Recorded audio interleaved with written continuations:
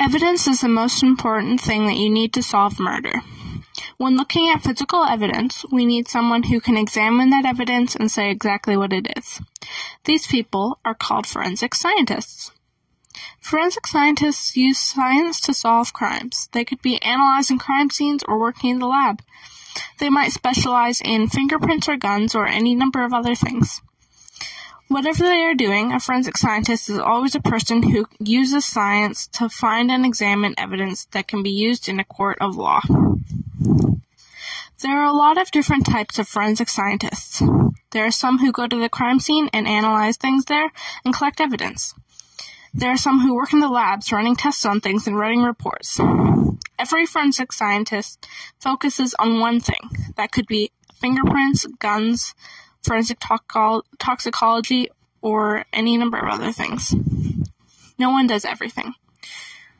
You would probably have knowledge in the other areas of forensic science, but you wouldn't do anything except for the one thing that you choose to focus on. A day in the life of a forensic scientist looks like spending their time doing some tests in the lab and writing reports about what they found.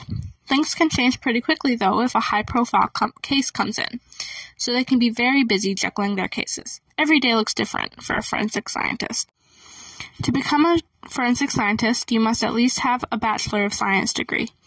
You need to choose what specific field you want to specialize in. That could be forensic toxicology, forensic engineering, digital forensics, trace evidence analysts, etc. Then you need certification in forensic scientist. From there, you can go out and apply for jobs. Forensic science has changed a lot over the years. Before we gained better technology, there were a lot of evil people like the Zodiac Killer, the Babysitter Killer, and Jack the Ripper.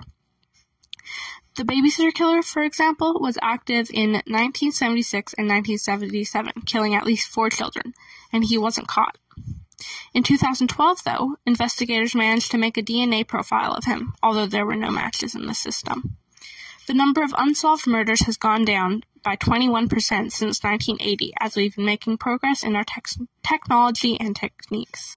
You shouldn't be a forensic scientist if you're squeamish or scared of blood and gore. You wouldn't be working directly with bodies, probably, but you would still most likely see some of it and be working with blood and other bodily fluids hands-on. Someone who would make a good forensic scientist is someone who is organized, enthusiastic, brave, and loves science. Forensics uses a lot of harsh chemicals, so either finding more eco-friendly alternatives or just finding better ways to deal with those chemicals would make this area of science greener. Forensic scientists are a big part of solving murders. Without them, the world would be so filled with so many more evil people. There would be so many families scared and filled with grief because a relative was murdered and the killer wasn't found. Forensic scientists really help the world in this way.